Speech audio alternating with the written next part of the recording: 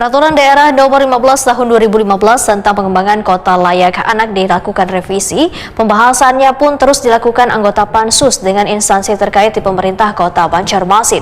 Pembahasan Raperda ini pun harus maksimal sebagai strategi untuk mewujudkan Banjarmasin menjadi kota layak anak dengan kategori paripurna.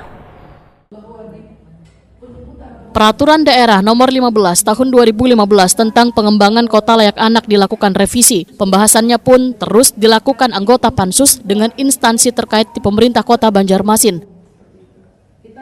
Ketua Pansus Raperda Pengembangan Kota Layak Anak Husaini Wahetakoni Prima TV usai rapat jelang tengah hari Rabu 11 Juni 2025 memadahkan pemenuhan layanan hak gasan anak serta disabilitas terus dilakukan, salah satunya diperkuatkan dengan peraturan daerah. Pembahasan Raperda ini pun harus dimaksimalkan sebagai strategi untuk mewujudkan Banjarmasin menjadi kota nang layak anak dengan kategori paripurna. Untuk mencapai tingkat tertinggi penghargaan dari Kementerian Pemberdayaan Perempuan dan Perlindungan Anak ini, syaratnya adalah harus merevisi peraturan yang sudah ada.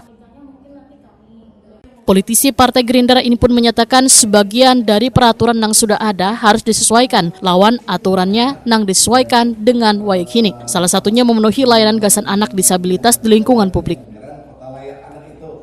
Namun dalam pembahasan hanya ada beberapa pasal yang disesuaikan serta penambahan. Beberapa pasal yang memang harus kita tambahkan dan apa itu?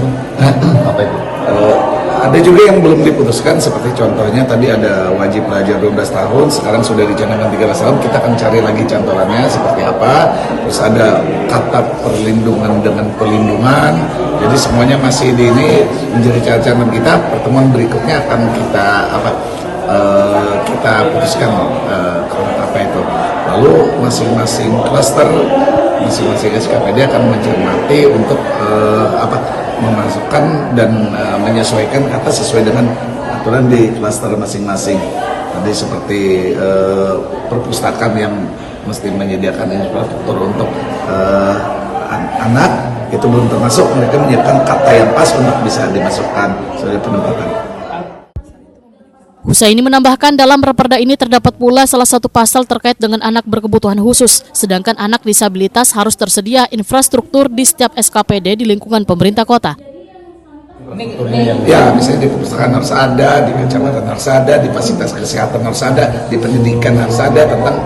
Jadi bukan cuma di sekolah, tapi di puskesmas. Jadi seluruh fasilitas pelayanan publik ya.